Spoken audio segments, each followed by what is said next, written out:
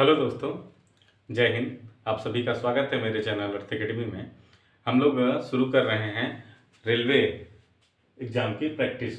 Railway में कौन कौन से एग्ज़ाम आने वाले कौन कौन से एग्ज़ाम लगे हुए हैं, वो एएलपी है, असिस्टेंट लोको पायलट, टेक्नीशियन है, आरपीएफ है, उसके बाद आरपीएफ एसआई है, उसके बाद ग्रुप डी जो कि जिसका फॉर्म अभी तक नहीं भरा गया है। एएलपी का फॉर्म भरा जा चुका है, टेक्नीशियन का फॉर्म भरा जा चुका है, आरपीएफ का फॉर्म भरा जा चुका है, आरपीएफ एसआई का फॉर्म भर गया है, ग्रुप डी आने वाली वैकेंसी है।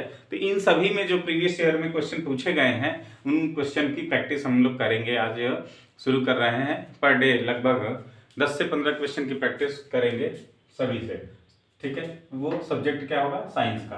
पहला क्वेश्चन है, भार की इकाई क्या है? भार यानी वेट। तो वेट W इक्वल टू क्या होता है? वेट हम लोग जानते हैं W equal to M into g होता है, ठीक है। किसी वस्तु का द्रव्यमान और गुरुत्वाकर्षण को भार कहते हैं। तो इसका मात्रक होता है न्यूटन, ठीक है। तो इसका मात्रक क्या होता है? न्यूटन, यानी ये हो जाएगा हमारा न्यूटन। किलोग्राम किसका मात्रक है? किलोग्राम द्रव्यमान का मात्रक है। द्रव्यमान का मात्रक होता है किलोग्राम, ठीक है। और इसी का मात्रक है ग्राम। द्रव्यमान का ही मात्रक होता है ग्राम, लेकिन वो ये एमकेएस में है, एमकेएस पद्धति में। ये सीजीएस पद्धति में जो होता है, सीजीएस पद्धति में जब हम लेते हैं तो यही किलोग्राम ग्राम में बदल जाता है। तो ये भी किसका है? द्रव्यमान का मात्रक है। डाइन किसका मात्रक होता है? तो डाइन हमारा है न्यूटन। जैसे है न्यूटन वैसे ही सीजीएस में होता है डाइन, ठीक है। तो सीजीएस में न्यूटन को ही डाइन कहते हैं।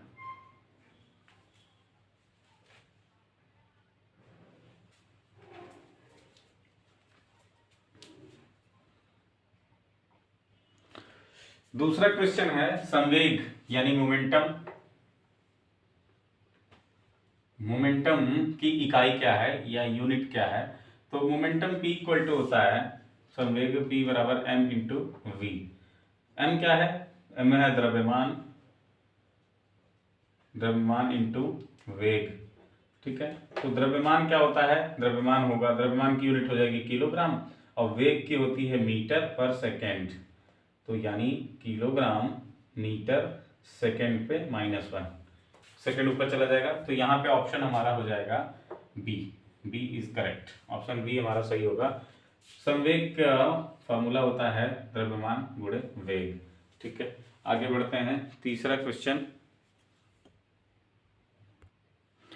क्वेश्चन में लिखा हुआ है कि उद्योग में यानी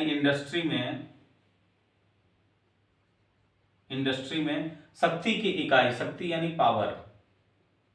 पावर की यूनिट क्या होती है? तो हम देखेंगे पावर का फार्मूला हमारे पास है P इक्वल टू होता है W/T, ठीक है।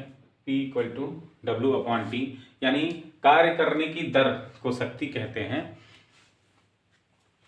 तो वर्क अपॉन टाइम, इसका ये सभी मात्रक क्या है?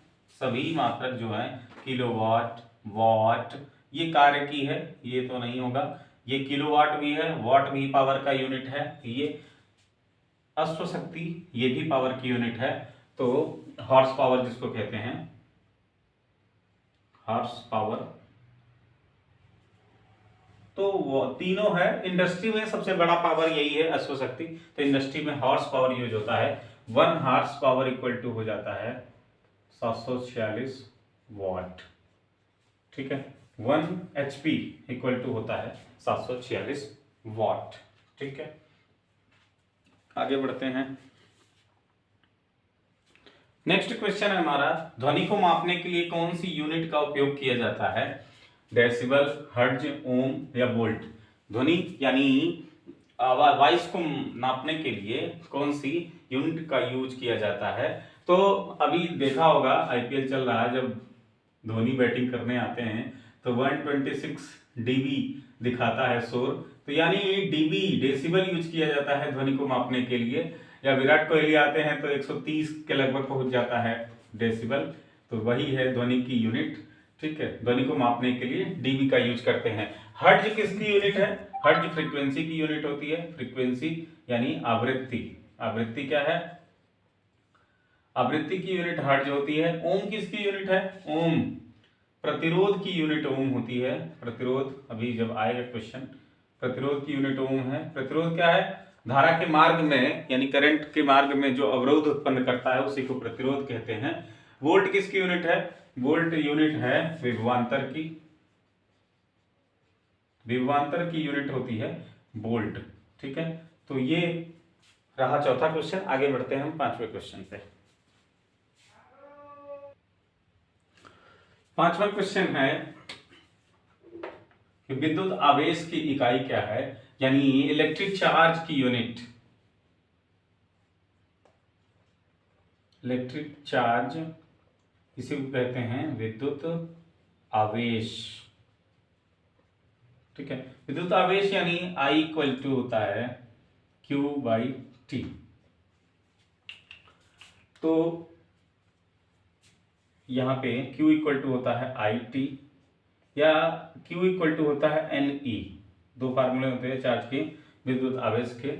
तो अगर हमारा कहीं पे ऑप्शन में दिया हो धारा इंटू समय, तो वो भी धारा इंटू सेकेंड वो भी हो जाता है। और एक डायरेक्ट होता है चार्ज का यूनिट कूलॉम। क्या होता है? कूलॉम। ठीक है, इसी को हम कूलॉम भी कहते हैं। I/T यानी एम्पियर सेकेंड जो होता है वो कूलॉम बोला जाता है। ठीक है, तो इलेक्ट्रिक चार्ज की यूनिट हो जाएगी हमारी कूलॉम। अब दूसरा क्वेश्चन आता है हमारा छठा नंबर, निम्नलिखित में से। अब यहां तक फिजिक्स के 5 क्वेश्चन हो गए। अब हम केमिस्ट्री का पार्ट शुरू करते हैं। केमिस्ट्री के 3 क्वेश्चन और बायो के 2 क्वेश्चन। 10 क्वेश्चन की प्रैक्टिस आज है। ठीक है, आगे है जैसे जैसे वीडियो बढ़ेगा वैसे क्वेश्चन बढ़ाते जाएंगे। अब देखिए छठा क्वेश्चन है, निम्नलिखित में से किसके अणुओं के बीच आकर्षण बल अधिकतम होता है? यानी जो 4 ऑप्शन दिए हुए हैं, द्रव, ठोस, प्लाज्मा और गैस, सॉरी द्रव, ठोस, प्लाज्मा और ये गैस है, ठोस 2 बार लिख गया है। तो इसमें किसके अणुओं के बीच आकर्षण बल अधिकतम होता है? तो ऐसा कौन सा पदार्थ है? हम जानते हैं कि पदार्थ के 3 अवस्थाएं होती हैं, ठोस, द्रव, गैस।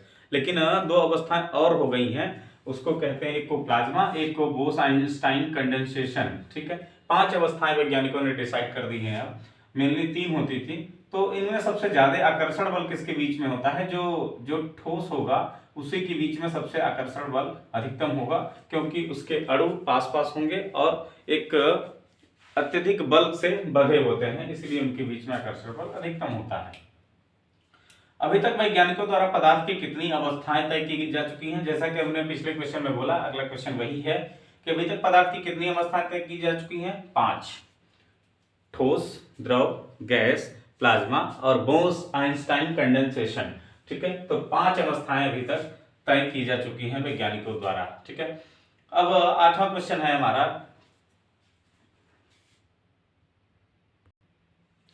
8वां क्वेश्चन क्या है? विसरण अत्यधिक तीव्रता से होता है किसमें? विसरण का मतलब होता है फैलाव। किसमें सबसे तेजी से फैलाव होता है? तो ठोस को हम कहीं भी फेंक देते हैं, वो कहीं नहीं फैलता, वो तो होगा ही नहीं। द्रव फैलता है लेकिन थोड़ा धीरे से फैलता है। प्लाज्मा एक ऐसी स्टेट है जो ठोस भी है और द्रव भी है। प्लाज्मा ऐसी स्टेट है जो ठोस भी है और द्रव भी है, उसको हम कहते हैं प्लाज्मा। यानी जैसे जेली होती है, जेली हम लोग खाने में यूज करते हैं, तो जेली प्लाज्मा का ही स्वरूप है। ठोस भी होती है हल्का उसमें और द्रव भी होता है, उसमें पानी भी होता है। तो इसका ऑप्शन हो जाएगा गैस। गैस में विसरण सबसे अधिक होता है, क्योंकि गैस कहीं भी खुलती है दूर तक महकने लगती है। आगे देखिए, इनमें से कौन सा समूह यूनिवर्सल दाता यानी सार्वभौमिक